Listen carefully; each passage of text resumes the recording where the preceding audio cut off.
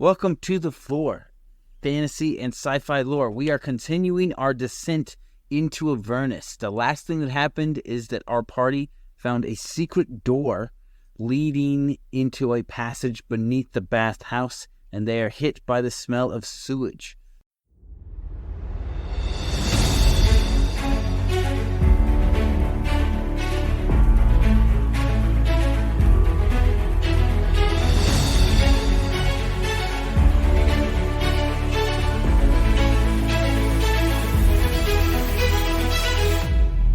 Do you remember the first story that was so spellbinding that it drove you to break the rules and stay up all night? To keep reading, keep listening, keep playing? So good you forgot your life and lived there? So good that the moment it ended, you asked yourself, what next? Welcome to the Flore.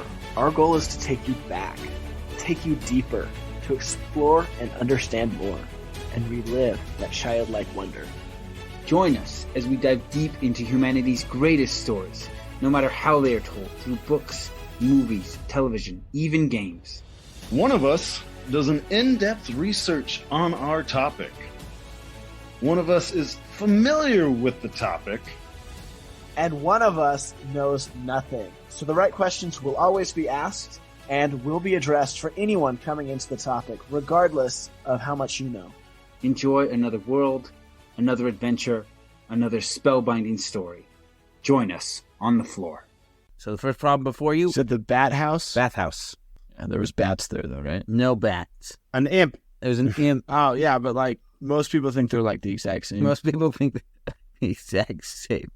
No. They're more like flying scorpions. I think of them as flying devils. Because that's what they look like, little devils. Yeah. All right, so the party descends into the darkness in the depths below the bathhouse, and the first thing you see floating in the kind of bog water that comes up to your shins is a dead body, and in his back is carved what is possibly the reason he was killed, and it says, "Don't let them escape." So his skin also has a tattoo that is a mark of the cultist of the Dead Three. Is it written in common? I would assume that it is written in common. Yeah, because like, is there a chance that you couldn't read it? It's in common. That way everyone can read it. Tricky. Well, people who except can't for read. the guy whose back they carved it into, right? He's like, he can't read that. And there's a couple reasons He just can't needs read a mirror. Get the dude a mirror. He can read it. It's fine. He's also dead. Yeah. All right. At the edge of a room is an altar covered in entrails, and that is adorned with the symbol for the Lord of Murder. So if you remember Baldur's Gate 1, 2, or even in the loading screen of Baldur's Gate 3, you will sometimes see this symbol. It's kind of that ball. It's a skull with a spiral of blood drops around it. Yeah. So the symbol of ball. All right. And so there are 3 doors surrounding the altar, and each door bears a symbol of a different member of the Dead Three. Because my notes are structured this way, you're going to go through the symbol of Bane first, because otherwise, if you try to pick one, I'll get super confused at where I'm at. I'm not set up let's for do that. That sounds fun That for sounds us. fun for us. No, fine. We can do the lame way. So the party goes through the symbol of Bane, which, Aaron, you remind us who Bane is? You had this last time. Tyranny? Let me see. There's 3 of them. There's Ball, Bane, and Jurgen. No. Jurgle is who they got the powers from. Merkel. Oh, so there's Ball, Bane, and Merkel. Merkel? Yep. Like Steve Merkel? Yeah. Yes. He's like the nerdy one of the 3. Like the nerdy one of the 3. It's like Steve Urkel. Let's see. So, God of Murder is Ball. God of Death is Merkel. Bane. Oh, and then God of like disease, destruction, aberration, Tyranny, just distrust, unease, unhappiness, all that fun stuff on a Friday night. Bane. That's this guy. All right. Yeah. He's the bane of your existence is basically his kind of motto. Behind this door is a dead human and an unconscious tiefling. Ah, man, I thought we were going to get cupcakes. So you can revive her, talk to her, leave her to die. Your choices. Speak with dead. Is she cute? Her face is covered in bruises. Leave Hard her to say. Die. Leave her to Leave die. her to die. All right. Yeah, she's not worth the risk. So Speak with dead on the human, Eli? Yeah. All right. Again, you can't throw a bunch of random questions. I'm not set up to DM this completely. I'm just giving you a few choices along the way. yeah, here. but a lot of the people listening So, don't know that. He tells you that the cultists are gathering information about various organizations with wealth and resources. His was a wealthy caravan that had recently entered the city and was hired by one of the patriarchs, the Jessa family. All right, moving on to the symbol of Baal. In this room, there are 3 wooden beams that brace the ceiling of the chamber, and it features a stone altar covered in entrails like the previous one, and then hanging... Baal is murder? Baal is murder, yeah. Hanging above the wall, above the altar, is a 3-foot steel mask cast in the form of a frowning skull. Can we take the mask? Sure. It's 3 feet You tall. seem so it's enthused. almost a shield. Nice. Okay, cool. So we got a shield. Yeah, that's a tower shield. And then behind the door with the symbol of Merkel, the party finds 3 dead necromites. So these are the followers of Merkel, right? So as he is the Lord of Death and the Undead, his followers are usually necromancers. And the necromites are people who have not yet learned necromancy, but serve until they have achieved enough reputation to be... So they're like apprentices? apprentices who don't yet know any magic. Okay. Or like ghouls to vampires. Like gophers for... And so their bodies are splayed around the room. And I guess if you guys want to roll some dice, you could do a perception check. Oh, I should have had dice on me. 7. 7. I'm going to give it to you anyway. 'Cause Nice. it's really cool. 17. So the vampire in 17, the vampire in your body doesn't smell any blood coming off the bodies, nor does he smell any decay. And so he's like, I don't think they're dead. At which point they leap up and fight the party. What if we choose not to fight back? Then you die. Yes. What if we choose not to fight back? You die. Like in any D&D fight, if you choose not to fight back, they will just kill you. We want to be pacifists. Cool. They're going to pass their fist through your brain and kill you. Okay, so once slain, it's revealed that they were guarding 3 necromancer spell books. And this room has another door, again bearing the same symbol of the 3 gods. As the party pushes forward, you hear the sounds of shuffling feet, and a large group of zombies are walking around in the next room. How large is a large group? You don't know, because you can hear them, you can't see them. And you hear their groans, hear their shuffling. The shuffling. Sounds like zombies. Sounds like more than 2 to me. Just fought 3 necromites, so yeah. We're feeling pretty confident. Feeling pretty confident in that guess, yeah. So you can push the door in, try and slaughter them, or there's another door you can go in as well. Does anyone in my team, anyone on my party have fireball? Well, we have a cleric. They can do turn undead. So this adventure starts at level 1. By this point, the party's only level 2, so no fireballs. So I was going to say just open the door and just start throwing fireballs in there. Well, what's in the other door? If you open the other door, there is Turn a undead. single Yeah, woman wearing the mark of Merkel on her robes, kneeling over a body, casting a spell. At her feet is a swarm of skeletal rats. Shut it. Shut the door slowly. Shut the door. So when she sees you, she turns and says, "Good, my pets need to eat." Oh, no. Shut the door. Shut the door. Shut the door. And she, instead of attacking you, she goes to open the door to allow her zombies in. Shut the door. Shut the door. Shut the door. This begins the fight. Shut the door, shut the door, shut the door. Shut the door, shut the door, shut the door. You're like, Shut you the think door. they just won't open this door? It's magic. I don't think we can shut the door disappeared. anymore. Like when a baby, like you do peekaboo and he's like, you don't exist. You exist. Well, it's like those old like 80s like horror spoof movies or whatever. You open the door, you like make eye contact with the bad guy or something, and you just slowly shut the door. Slowly close it. That's what I was picturing. Is that really a thing? I don't even remember. I could see that in a spoof for sure. Like, be like, you slowly close this, pretend that did. I think that's more of a cartoon thing. I mean, it's not like they don't notice you. It's just, you shut the door and then they chase after you. But yeah, I mean, I watch a lot of cartoons. So I want to fight him because apparently any other option gets me killed. Yes, yeah, it's really fight or die. So you fight. And even if you fight, you might die. If you kill Flennis, who is the spellcaster, the zombies will attack everything, including each other. Yeah, I want to do that. Let's kill her. That's how you win this Yep. one. Kill the ringleader, right? And then they just are So we have a loose. cleric, a barbarian. No, a he's level barbarian, a 2. wizard, and a rogue. Does the wizard, what spells does he have? Can he like pick people up? Levitate? Yeah, something like that.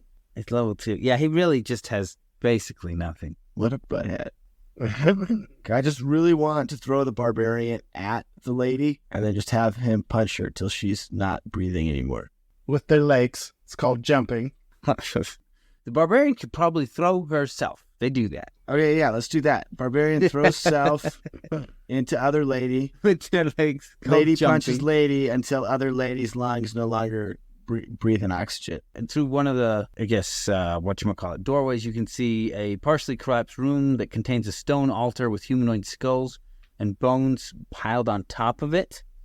And the top of the altar is covered with dozens of half-melted candles made of a black wax, all currently unlit. I mean, I don't know if we should light these black candles. A fireball, we could light them all. And a fireball would light them all. Or you could just do it one by one, just like do the slow-mo. No. Do we have a match? Yeah, I think if we light those black candles, those bones are going to amalgamate together. Are you the cleric talking, or what are you when you say that? No. So if the cleric says that, I'm going to agree with him. Anyone else, I'm like, you're foolish. All right, if you want to light one candle. Okay. And fight for us? Maybe fight for us. What if we just light one candle? All right. If you light one candle, I want to light the one in the middle. it glows green, and you can see the words on the wall appear. It says, "Rise and be counted." I'm going to blow the candle out. Okay, blow the candle out. That's it.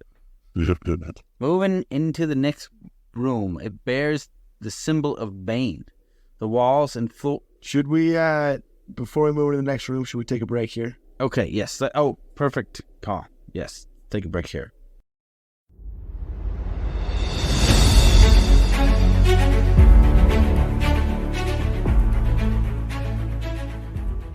Okay, so we have been mentioning at the end of our episodes recently about the treasure room, how, as Aaron likes to describe it, in the floor we go deep into things, but in the treasure room we kind of go wide.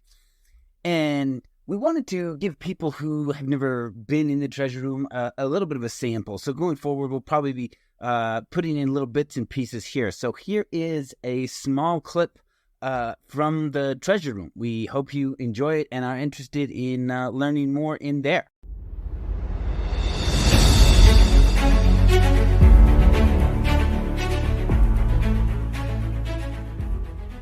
Recently, we got some write-ins about our treasure room commercials here that it was a little bit confusing. People didn't always know what we're talking about. So I do want to give you a little bit of context going into this clip that we're pulling from the treasure room. So you decide if you're interested or not. We are talking about imps. This is a creature feature. And hopefully that is enough context for you to know what is going on. I hope you enjoy the clip and you're interested in check out the episode. Is whoever their master is, they will whisper magical ancient secrets into their ears, and it boosts your magical abilities. Whoa, I want one. You can get one. You can get imps, imps can be familiars. You could even have a blood bag imp familiar if you wanted. But if I'm not a devil, that doesn't do anything. I don't. But what if you're a vampire? What if you're I guess as a vampire, that's a good familiar, right? Yeah, that's a great familiar. He's like, I got my blood bag. I don't need to bite people. I'm a nice guy. I just chew on this imp. Stuck in like some cave in the middle of nowhere, be like, I don't want to die. I'll just eat the imp a few times a day. We'll be fine. Yeah.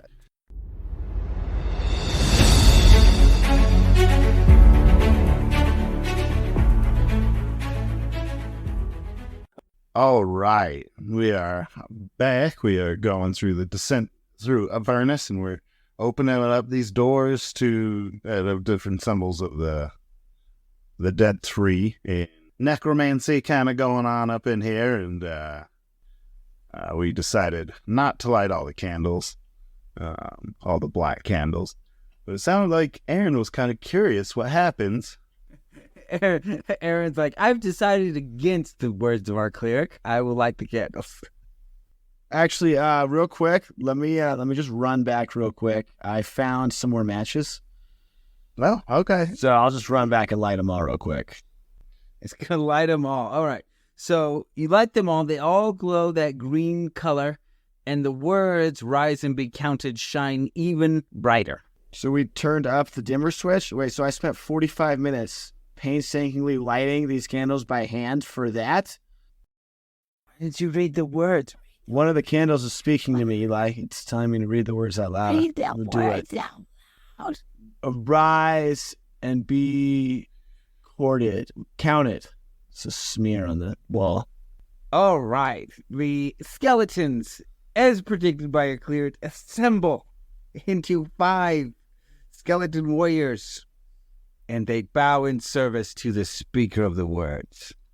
Nice. See, look, I told you they work for me now. Freaking dorkle bee. All right, carry me. All right, carry me. Feed me grapes and carry me. All right, so you return to the room with the symbol of Bane and push through. The walls and floor of this room are covered with streaks and splashes of dried blood. 2 dangling bodies are shackled to the east and south walls. One is an elderly human, the other a young female. Both are covered in bloody gashes. Neither is moving. In the middle of the room is a sturdy wooden chair with a bloody whip draped over it. A bucket half filled with salt sits on the floor nearby. Brutal. Go loot the bodies. Well, check if they're alive first. They're both dead. Oh, okay. Oh, right. Loot Yeah, the I forgot. bodies. Yes. They have nothing. Just they were stripped naked and tortured. Go loot the bodies. Gotcha. Well, I'm telling my Anything in that my bucket of army salt? to go do it. I Salt? don't have to do anything anymore. I'm being carried and being fed grapes. Can I tell one of the skeletons to stick its hand in there?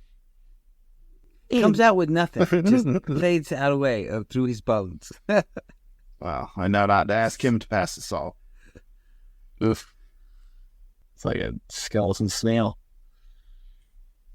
All right. Okay, what's next? Then moving through the next door, the water is about up to your ankles, and as you move into this next room, it rises up to about where your knees are, actually slowing how fast you can move. And a fist of What kind of water? sewage water. You're in a sewer, remember? Oh. No, I was, well, sucks for you guys. I'm being carried by skeletons. So a fist of Bane notices the party, and he yells out intruders and then moves into another room.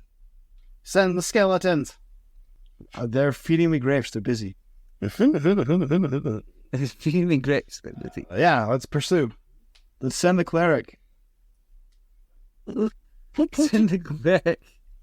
And you go into this room. There are now 3 fists of Bane ready to fight you instead of just the one. Okay, let's go. Let's have the barbarian being carried while being fed grapes by the skeletons go over there. I think that's a bad idea because you're technically prone. He is technically prone, laying What? down on top of his army of skeletons. Don't think that's going to work out how you think it is. A little lethargic because of all the grapes. Okay, fine. Send the cleric. So Fist of Bane, that is a cultist and follower of Bane, right? The Necromites follow, what's his name? Merkel, and the Fist of Bane follow Bane. So continuing deeper, In the next room, you encounter 4 flickering torches in a wall, and that light a partially collapsed crypt. An open sarcophagus is in the middle of the room, and the area is filled to the rim with blood. And the spillage is streaking down the sides of the sarcophagus and pooling around its base. The sarcophagus lid lies half buried under some rubble behind it. For a lore point here, it is known that the cultists and followers of Baal will bathe in blood of people that have been murdered, right? So they'll kidnap a bunch of people, murder them, drain their blood into sarcophagus, and then they bathe in it. So if they kidnap a bunch of people, right, and a couple of them die of natural causes like heart attack or trip and fall, will they not bathe in their blood because those people were technically not murdered? Just people would not think. They'd be like, doesn't count. That one died of fear. Wow, that's a waste. Give me a perception roll. 11. Okay. You notice an older woman, and she claims to be a slave, but you can see that she has an illusion spell disguising what she really is. And that is a much younger woman who is covered in blood, as though she has just bathed in the sarcophagus. Can our vampire smell her? He smells a ton of blood, right? There's blood on the sarcophagus, blood on her. Like this, blood, there's a lot of blood. His nose is just like dead to the world now. All he smells is blood. So she is a reaper of Baal. What level is that? Like tier 2 in the hierarchy, like not useless, but just a step higher. Okay, so she's like useless adjacent. Useless adjacent. Sweet, dude. Or just barely useful, one could say. Well, she's not full of use. She's like half useful. All right. So, since you have spotted her disguise, she attacks. You fight, kill her. Ha! Punch her in the throat. All right. Moving forward, beyond the hall, a flooded chamber opens up with rough-hewn steps climbing to the south, north, and northeast. The floor buckles up above from the water line in the middle of the room, forming a small island. Corpses are doused and float in the water around the island, and atop the middle of the island, 2 men circle each other with weapons bared. One of the men, a tall, unarmed brute with a great club and a scarred face, towers above his opponent and is gravely wounded. The smaller figure is muscular and bare chest. He clutches a bloody dagger in one hand and a torch in the other, and has no flesh covering his skull. Not? All right. A little bit. So they're fighting here. You recognize the massive man with the scar on his face as Mortlock, son of the woman who owns the bathhouse and one of the patriarchs and dukes of Baldur's Gate. In the water are 4 slain fists of Baal. So is he a bad dude or is he our buddy? No, I think we want to help him out. Help out the big dude. Big dude with a scar on his face who's murdered 4 people that we don't like? Okay, cool. Yeah, man. Bro, I brought skeletons and grapes. You got your back. Where did the grapes come from, man? Explain that. Okay, so I don't know if I actually have them, but it's scary down here, so in my mind, they're there. You know? In my mind, they're there. All right. You assist Mortlock in his battle with one of the fists of Baal. And when he sees he's outnumbered, he flees and runs away. After, Mortlock relays to the party a lot of information. 1, he was betrayed. These assassins were hired by his brother to kill him. And he believes that if you hadn't come along, he probably would have lost because he's pretty beaten at this point. So, his family has been paying the dead 3 to murder people in the city to prove that the Flaming Fists can't do their job. And then once they have proven that the Flaming Fists can't maintain peace and order and stop all the murders in Flaming Fists in the city, the Flaming Fists can then be replaced. And their family plans to be in control of the replacement. So that's kind of their plan here. Try and take over the city Trying guard. to take over the city guard, yeah. And then their mother can become the Grand Duke. And he does say, if she gets her way, Baldur's Gate will share Elturel's fate and get dragged down into the 9 hells. So this is a big lore point we get from him here. We now know what happened to Elturel. It was dragged into the 9 hells. Do we know which hell it's currently in? We don't know why yet. Well, this is a descent into Avernus. But otherwise, you don't know. So that's metagaming. Yeah. But yes, so we now know that somehow his mother is connected and that Elturel was pulled down into the 9 hells. So we need to assist this man. He also says, my mother is one of the 3 remaining members of the Council of 4, which governs Baldur's Gate. She was instrumental in convincing the Grand Duke to travel to Elturel and meet its High Overseer, Thavius Krieg. With the High Duke missing, the Flaming Fist is leaderless and vulnerable. The Cult of the Dead 3 regularly receives payments from his brother Amrek, who runs a money-lending business out of a tavern called Low Lantern. Okay. His oldest brother, Thirstwell, uses imps as spies throughout the city, and he has the bathhouse under surveillance. So you did see that imp disappear on you earlier, so it's likely he already knows you're here. Once you get out of the sewers, Mortlock heads to the docks to flee the city. And I don't think we mentioned that imp is a spy and has been, like, tracking you guys, right? Well, what the imp did is he saw you go in the bathhouse, and then he took off to report. Oh, okay. Gotcha. And that is where we will end the adventure. Well, actually, can we do one more thing before we end it? Okay. Is there a fruit stand near here to go buy some grapes? It's the middle of the night.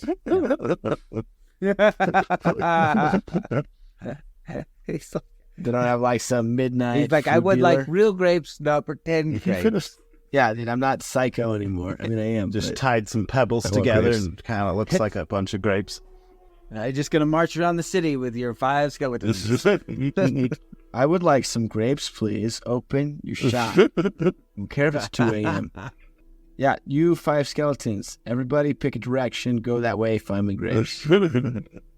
All right, and we will pick up the adventure here next time. So yeah, big lore point is we now know some of what happened to Elturel, and we know that I can't remember her first name. Duke Vanthumpur is somehow connected to it. Right. She might be a key player. Need to have a chat with. Thank you for listening. Again, like I said, this is a little bit of a different format for us as we go through the the Descent into Avernus adventure.